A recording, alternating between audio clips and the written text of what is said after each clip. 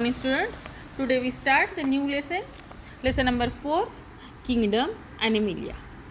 Five kingdom system which was proposed by the scientist Whittaker.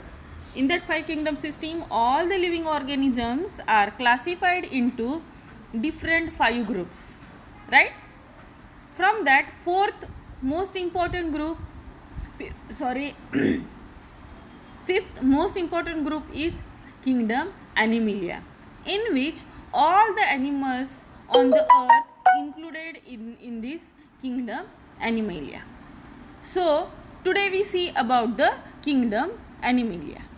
Now, criteria used for animal classification. How the animals are classified, on which basis the animals are classified, we see in this point. Criteria used for animal classification.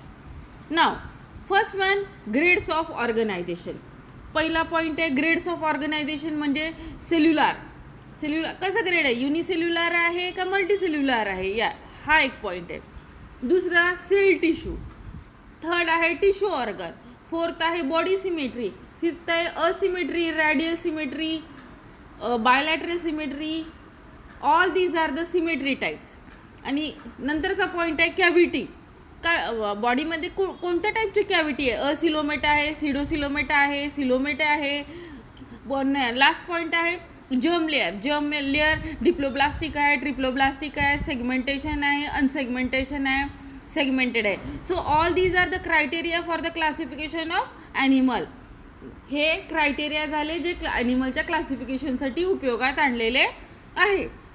We see detail one by one. आपण एकानंतर एक हे detail याच्यामध्ये बघणार आहोत. Now next point about the animal body plan. बघा, next point बघायचा आपल्याला animal body plan. First, sale aggregate plan. In this body plan, cells do not form tissue or organs. There is a minimal differentiation and division of labor among cells. It is found in porifera. बघा, या टाईपच्या बॉडीमध्ये cells do not form tissues और organ. ही जी cell आहे ना, ह्या सेलपासनं सेल मिळून टिश्यू किंवा ऑर्गन बनत नाही. Cell do not differentiate. It does not form tissues or organs. There is a minimal differentiation and division of labor. तिथं डिव्हिजन ऑफ लेबर होत नाही. जे काही काम आहे तीही एकच सेल करते. डिव्हिजन ऑफ लेबर होत नाही, कामाचं वाटप होत नाही. It is found in the porifera. याचं एक्झाम्पल दिलेलं आहे बघा, porifera. And the figure which is given in this is sponges are the examples of this type of the plan. पहिला कोणता आहे, cell aggregate plan. Now next plan बघू आपण. Second नंबरचा प्लान बघताना आपल्याला बघायचे ब्लाइंड सॅक बॉडी प्लान. दुसरा आहे blind sac body plan. In this body plan, body is like a sack while single opening. Body कशी आहे, लाईक अ सॅक, बॅग असते की नाही आपली सॅक, तशी विथ अ सिंगल ओपनिंग. त्याला एक ओपनिंग आहे.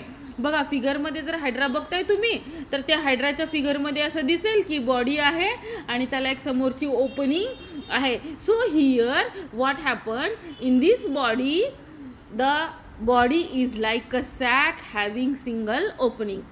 Digestion is carried out in this sack like structure where ingestional cells here where the ingestional and egestion takes place through same opening. बघा, digestion takes place in this egestion and ingestion म्हणजे food आतमध्ये घेणे आणि egestion म्हणजे food बाहेर काढणे बॉडीच्या. ह्या दोन्ही प्रोसेस ह्या एकाच ओपनिंगने होत असते. एक्झाम्पल आहे मेंबर्स ऑफ फायलम सिनाडेरियाचे जे मेंबर्स आहेत ते या प्लॅनमध्ये येतात. कोणता, blind sac body plan. Blind sac body plan म्हणजे याच्यामधली बॉडी कशी असते, लाईक अ सॅक, आणि कशी ओपनिंग आहे, त्याला एकच ओपनिंग आहे. आणि ह्या ओपनिंग थ्रू काय होतं तर इंजेक्शन पण होतं आणि इजेशन पण होतं. ठीक आहे. नाव थर्ड बघू, tube within the body plan. Now digestive system is present in the tube like body cavity. Mouth and anus are present at two separate ends of digestive system. Annelida Annelida onwards all phyla show this type of body plan. बघा tube within tube body प्लॅनमध्ये काय digestive system is present. सगळ्यात महत्त्वाचं म्हणजे ही जी body आहे ना ॲनिमलची, याच्यामध्ये एक ट्यूब लाईक काय आहे डायजेस्टिव्ह सिस्टीम आहे ज्याच्यामध्ये डायजेशन होतं. And mouth and anus are present at two separate ends. Suppose this is the mouth. Now to the another end, what is present? Anus is present. Through mouth, ingestion takes place, and through anus, egestion takes place. So this is about the tube within the tube body plan. Example आहे Annelida. Annelida onwards all phyla show this type of the plan. समजले? Tube सारखी काय असते इथे digestive system असते. Now next आहे बघा, next point बघायचा. हे समजलंय तुम्हाला सर्वांना, होप सो. पहिल्या ॲनिमेलिया बॉडी प्लॅनमध्ये आपण 3 प्लॅन बघितलेले आहेत. Cell aggregate plan, blind sac body plan and tube within tube body plan. Cell ॲग्रिगेशनमध्ये एकच सेल आहे, तीच सगळं काम करते. तिथे मिनिमल डिफरन्सिएशन ऑफ डिव्हिजन असतं, ऑफ लेबर वर्क असतं. ब्लाइंड सॅक बॉडी प्लॅनमध्ये एक बॅग लाईक स्ट्रक्चर आहे आणि एकच ओपनिंग आहे ज्याच्यामधनं इंजेक्शन आणि इजेक्शन एकाच ओपनिंगमध्ये होतं. ट्यूब विदिन ट्यूब बॉडी प्लॅनमध्ये एक ट्यूब आहे ज्याला डायजेस्टिव्ह सिस्टीम म्हणतात. ह्या डायजेस्टिव्ह सिस्टीमने डायजेशन होतं. एक साईडला माउथ आहे, एक साईडला ॲनस आहे. माउथनी काय होतं इंजेक्शन होतं आणि ॲनसनी काय होतं इजेक्शन होतं. ठीक आहे. Now next point about the animal classification. आता आपल्याला बघायचं आहे ॲनिमल क्लासिफिकेशन. ॲनिमल क्लासिफिकेशनमध्ये पहिला पॉईंट बघायचा आहे फायलम प्रोलिफेरा. पहिला फायलम बघायचा आहे कोणता पोरीफेरा. आता पोरीफेराचा अर्थ बघताना पोरी for pores and pheron for bearing means the body bearing pores. Pores means opening holes. Such type of bodies are included in the porifera. Example दिलेला आहे बघा, Scypha, Euspongia, Euplectella. These are the examples of this porifera phylum. Characters बघू आपण. पहिलं character, these are aquatic animals. कसे आहेत ते aquatic, which are found in the water. Most of them are marine and few are fresh water.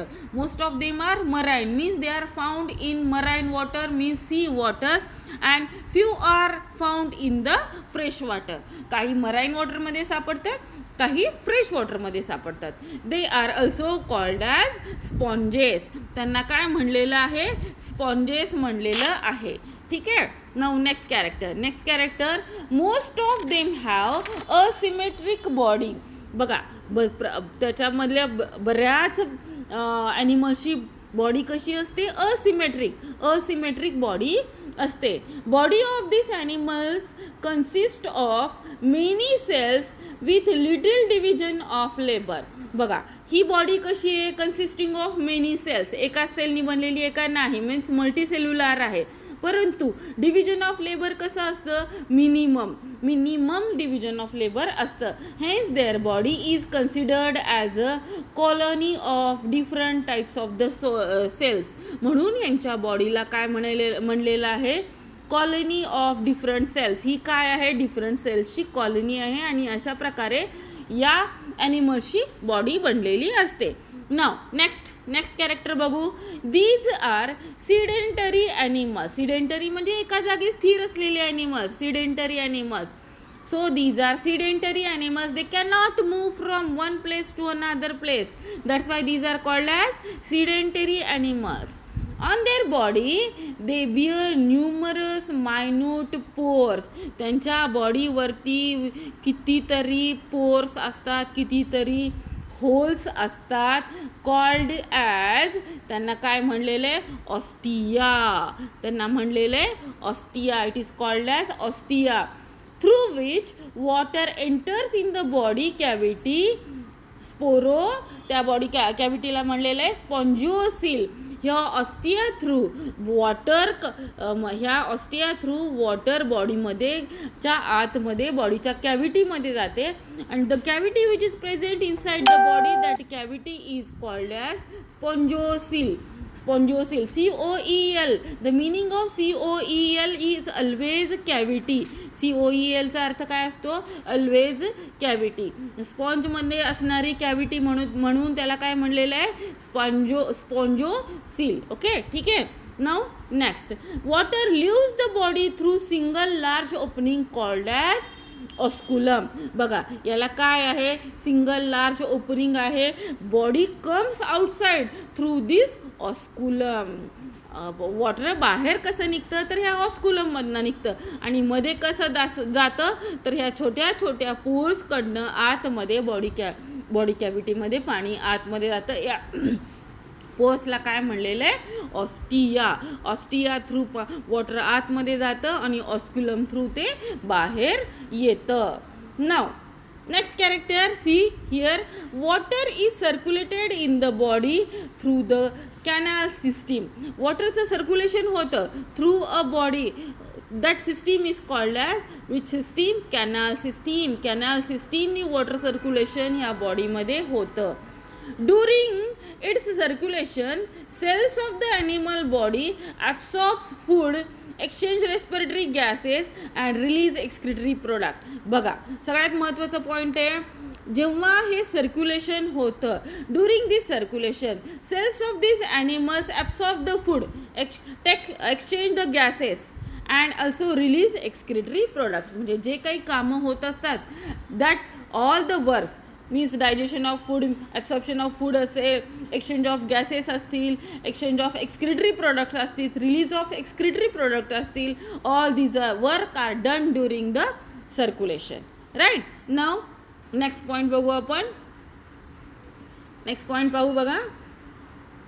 Next point, spongocoel. Spongocoels means the cavity which is present inside the body of sponges. स्पॉन्जेसच्या मध्ये present असलेली cavity जी आहे त्याला spongocoel म्हणलेलं आहे. Spongocoel is lined by a special flagellated cells called as, त्याला काय म्हणायचं आहे बघा, spongocoel is lined by a special flagellated cells called as choanocytes. Choanocytes बघा कोणते सेल्स असतात? कोनोसाइट्स. और त्याला काय म्हणलेलं आहे?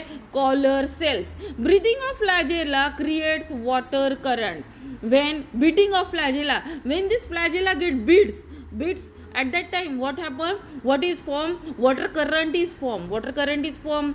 Now next, body of this animal is supported by a calcareous or siliceous, spikeless or proteinaceous spongine fibers.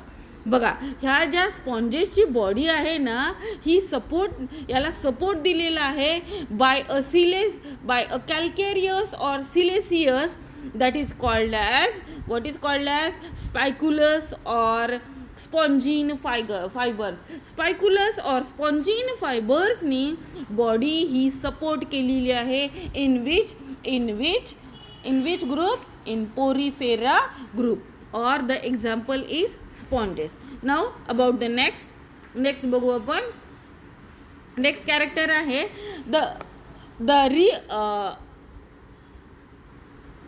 they reproduce. Next point about the reproduction. They reproduce asexually as well as asexually. बघा reproduction takes place by two methods, asexually also and sexually also. Asexual reproduction is performed by the fragmentation and gemule formation. बघा asexual reproduction कशाने होतं? Fragmentation means छोटे छोटे segment होणे, छोटे छोटे fragment होणे. आणि कशाने आणखीन होतं? Gemmule formation. ह्या gemmule formation and फ्रॅगमेंटेशननी asexual reproduction होतं. These animals have ability of regeneration. These animals having the ability of regeneration. What is the meaning of regeneration?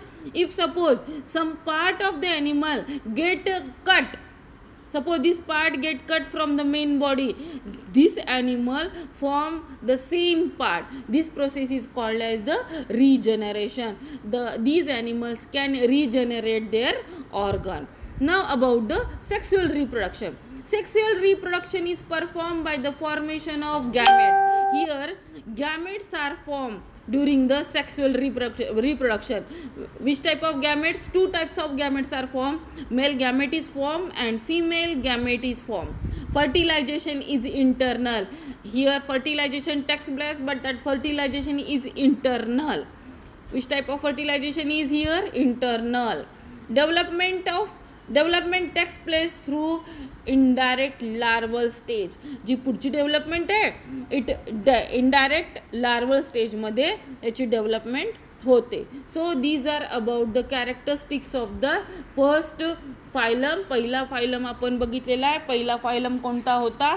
Phylum Porifera, ज्याचं सर्वात महत्त्वाचं एक्झाम्पल होतं स्पॉन्जेस. त्याला स्पॉन्जेस का म्हणायचं? Because it have number of pores on their body.